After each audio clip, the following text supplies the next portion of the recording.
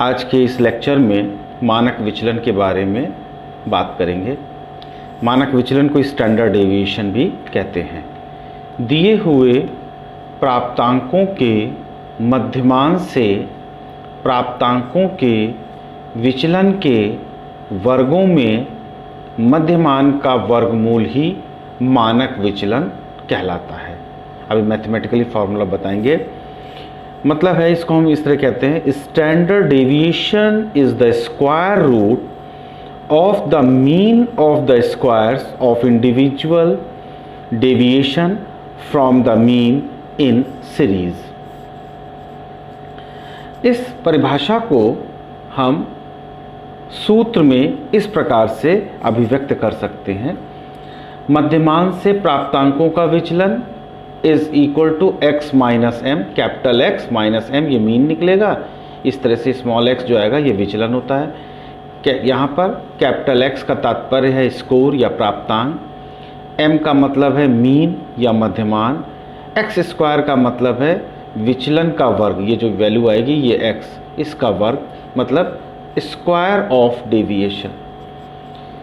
फिर उस square of deviation जो मिलेगा इसको जोड़ लीजिए, इसको बोलते हैं समीशन एक्स स्क्वायर। तो विचलन में वर्ग का मध्यमान, इसको डिवाइड कर दीजिए एन से और इसी का अंडर रूट ले लीजिए, जिसको स्क्वायर रूट भी कहते हैं। विचलन में वर्ग के मध्यमान का वर्गमूल। इसीलिए इस फॉर्मूले को क्या कहते हैं, इसीलिए इसे मानक विचलन का परिभाषा सूत्र भी कहते हैं। इसको परिभाषा सूत्र भी कहा जाता है। मानक विचलन से संपूर्ण समूह की विचलनशीलता, वेरिएबिलिटी का ज्ञान होता है। यह विचलनशीलता का सबसे स्थायी, स्टेबल और शुद्ध एक्यूरेट सूचक है, इंडेक्स है। इसी कारण शिक्षा और मनोविज्ञान के अधिकतर अध्ययनों में इसका प्रयोग किया जाता है। किसी भी समूह की समजातीयता अथवा विषम जातीयता को ज्ञात करने का भी यह श्रेष्ठ माप है। मानक विचलन को संकेत चिन्ह सिग्मा से प्रदर्शित किया जाता है। ये एक ग्रीक अक्षर है, ग्रीक लेटर है, और ये सिग्मा, ये स्मॉल सिग्मा कहलाता है। ये देखो है, ये कैपिटल सिग्मा कहलाता है और ये स्मॉल सिग्मा, सिग्मा कहा जाता है। इसके अतिरिक्त मानक विचलन को संकेत एस डी से भी प्रदर्शित किया जाता है। एस डॉट डी डॉट भी लिखते हैं या कहीं कहीं पर सिंपल एस डी भी लिख दिया जाता है। इसको रिप्रेजेंट करने का ये तरीका है। मानक विचलन के कुछ गुण हैं, प्रॉपर्टीज़ हैं, देख लीजिए क्या हैं। पहला है, मानक विचलन या एस डी विचलनशीलता ज्ञात करने का सर्वश्रेष्ठ माप है जो वितरण के प्रत्येक अंक से प्रभावित होता है। दूसरा गुण क्या है, मानक विचलन में मानक त्रुटि विचलन के अन्य मापों की अपेक्षा कम होती है। तीसरा है, मूल प्राप्तांकों की इकाई और मानक विचलन की इकाई समान होती है। जैसे यदि मूल प्राप्तांकों की इकाई में इंच है तो मानक विचलन की इकाई भी इंच में ही होगी। सेंटीमीटर है तो सेंटीमीटर में होगी, मीटर है तो मीटर में ही होगी। मतलब कहने का ये तो लेंथ का हो गया, टाइम है तो मिनट होगा, सेकंड होगा, ठीक। और वेट है, मास है, द्रव्यमान है तो किलोग्राम में होगा या ग्राम में होगा, एटसेट्रा। चौथा, यदि वितरण के प्रत्येक प्राप्तांक में कोई एक स्थिर संख्या जोड़ दी जाए या घटा दी जाए तो उसका मानक विचलन पर कोई प्रभाव नहीं पड़ता। मतलब कोई संख्या हम जोड़ सकते हैं, कोई भी घटा सकते हैं। यदि समूह के अंकों में भिन्नता हो तो उसका मानक विचलन पर विशेष प्रभाव नहीं पड़ता। नेक्स्ट पॉइंट है, विभिन्न अध्ययनों में समूह की समजातीयता और विषम जातीयता ज्ञात करने में ये बहुत उपयोगी है। लास्ट इसका प्रॉपर्टी है, मानक विचलन का गुण, उच्च सांख्यिकीय गणनाओं जैसे मूल प्राप्तांकों को प्रामाणिक अंकों स्टैंडर्ड स्कोर्स में बदलना, सहसंबंध गुणांक ज्ञात करना, विभिन्न सांख्यिकीय अंतरों की सार्थकता ज्ञात करना तथा सामान्य संभावना वक्र एवं मनोमिति के अध्ययनों में मानक विचलन की आवश्यकता पड़ती है। ये तो सारे इसके गुण थे। अब मानक विचलन का प्रयोग कहाँ पर करना चाहिए या किन परिस्थितियों में करना चाहिए, इसमें भी देख लीजिए कुछ इंपॉर्टेंट पॉइंट है जहाँ पर हम मानक विचलन का प्रयोग करते हैं। पहला, जब अंक वितरण सामान्य हो तब हम मानक विचलन का प्रयोग करते हैं। दूसरा, जब दो समूहों का तुलनात्मक अध्ययन करना हो तब हम मानक विचलन का प्रयोग करते हैं। जब सहसंबंध तथा मानक त्रुटि स्टैंडर्ड एरर की गणना करनी हो तब हम मानक विचलन का प्रयोग करते हैं। और लास्ट है, जब समूह में प्राप्तांकों की विचलनशीलता का मापन शुद्ध एवं विश्वसनीय रूप से करना हो तब हम मानक विचलन की गणना के द्वारा इसको प्राप्त करते हैं। अब आगे है अव्यवस्थित अंक सामग्री से मानक विचलन ज्ञात करना। Calculation of standard deviation from ungrouped data. अव्यवस्थित अंक सामग्री से मानक विचलन ज्ञात करने के लिए निम्नलिखित सूत्र का प्रयोग किया जाता है। SD is equal to under root या स्क्वायर रूट बोलते हैं या अंडर रूट बोलिए, summation X square by N. SD बराबर सिग्मा, इसको मानक विचलन कहते हैं। x मध्यमान से विचलन है, डेविएशन फ्रॉम मीन है। समीशन एक्स स्क्वायर, ये x के मान को स्क्वायर करिए फिर सबको जोड़ लीजिए, और n है प्राप्तांकों की संख्या। अब गणना के चरण स्टेप्स क्या हैं? हालांकि ये चरण जब अभी हम एग्जाम्पल बताएंगे तो ज़्यादा क्लियर होता है, लेकिन थ्योरेटिकल पॉइंट ऑफ व्यू से लिख लेना चाहिए। सर्वप्रथम दिए गए प्राप्तांकों का मध्यमान ज्ञात करते, सबसे पहले मीन ज्ञात करेंगे। दूसरा पॉइंट क्या है, दूसरा स्टेप क्या है? तत्पश्चात इस ज्ञात मध्यमान से प्राप्तांकों का विचलन ज्ञात किया जाता है। इसके लिए प्राप्तांकों में से मध्यमान को घटाते हैं, x माइनस एम करते जाते हैं, capital X minus M. Next point है, विचलनों का वर्ग करने के पश्चात उन्हें जोड़कर कुल योग समीशन एक्स स्क्वायर प्राप्त करते हैं। अगला स्टेप है, इसके पश्चात वर्गों के योग अर्थात समीशन एक्स स्क्वायर को प्राप्तांकों की कुल संख्या n से भाग देते हैं।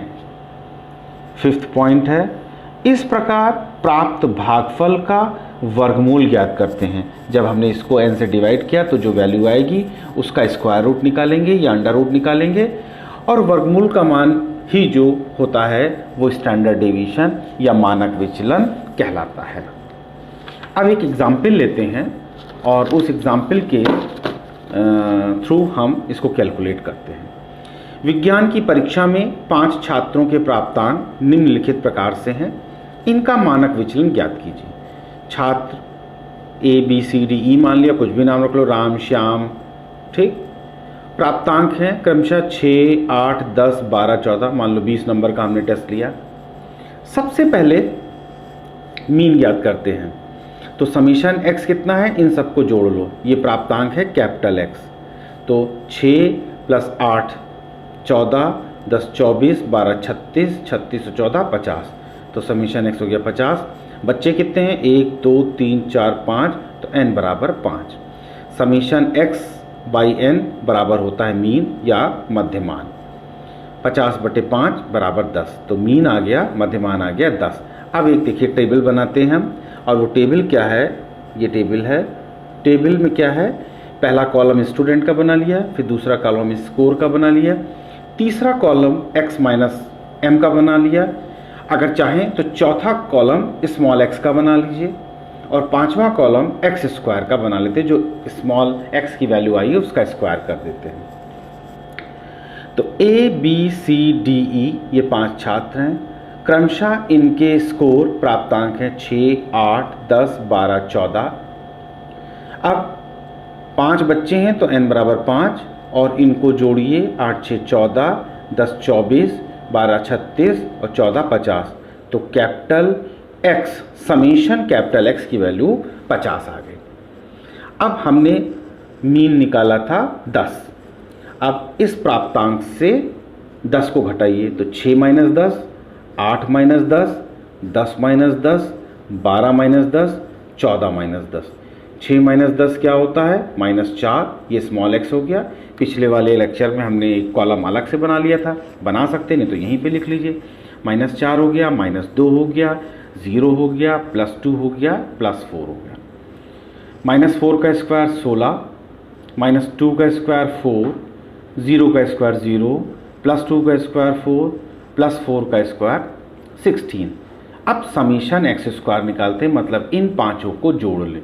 तो 16 4 20, 0 जोड़िए 20 ही रहेगा, 4 24 और 16 40। समीशन एक्स स्क्वायर की वैल्यू 40 आ गई। इन सभी मानों को इस फॉर्मूले में रख देते हैं तो मानक विचलन हमें प्राप्त होता है। मानक विचलन सिग्मा और S D is equal to under root summation X square divided by N under root के अंदर। तो सिग्मा एक्स स्क्वायर की वैल्यू है 40, तो 40/5, 5 और 40 अंडर रूट 8। देखो मैंने राइट हैंड साइड पर अंडर रूट निकालना बता दिया है। 8 और ये एक लाइन खींची, एक ये लाइन खींची, 2 2 ज़ा 4। अगर हम 3 3 ज़ा करेंगे तो 9, तो 8 से बड़ा हो जाएगा, इसका मतलब 2 बार जाएगा पहले। तो 2 2 ज़ा 4, 2 यहाँ लिखेंगे, 2 यहाँ भी लिखेंगे और ये 4 यहाँ लिखा।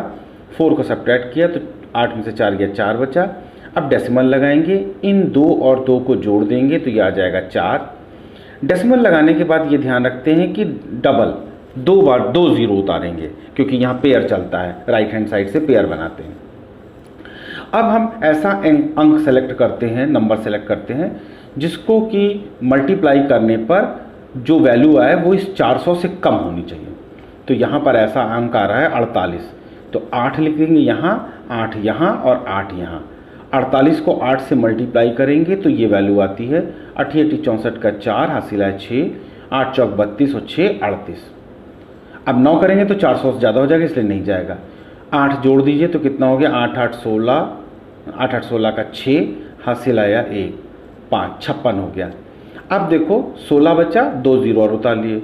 ध्यान से देखो अब 3 बार जा रहा है, हालांकि 3 बार नहीं जा रहा है, लेकिन हमने इसलिए लिख दिया है कि पहले 2 बार जाएगा, फिर अगली बार 8 बार जाएगा। तो 8 अंक जो होगा वो 5 से बड़ा है, तो उसके पहले वाले अंक को बढ़ा देते हैं। क्योंकि यहाँ पर 563 है, इसको 3 से मल्टीप्लाई कर रहे हैं तो ये अंक बहुत थोड़ा सा बढ़ रहा है 1600 से। तो हालांकि यहाँ जाएगा 2 बार, लेकिन अगला जो वैल्यू आएगा वो 8 होगा या 9 होगा, इसलिए इसको हम यहाँ पर ये लिख सकते हैं। तो अभीष्ट वैल्यू जो आई है मानक विचलन की वो 2.83 आई है और सिग्मा की वैल्यू 2.83। तो ये ध्यान रखिएगा, ये 2.83 है। फिर से मैं बता दे रहा हूँ, ये आएगा 2.82 समथिंग, और वो जो समथिंग होगा वो 5 से बड़ा होगा। तो 5 से बड़ा है तो उसके पहले के अंक को 1 बढ़ा देते हैं, तो 2.82 की जगह 2.83 हो जाएगा। अतः अभीष्ट मानक विचलन 2.83 है। ये आंसर हो गया। इस तरह से हम मानक विचलन की गणना करते हैं। अगर चैनल को अभी सब्सक्राइब नहीं किया है तो सब्सक्राइब कर दीजिएगा, बेल आइकन को प्रेस कर दीजिएगा और लाइक जरूर दीजिएगा। धन्यवाद।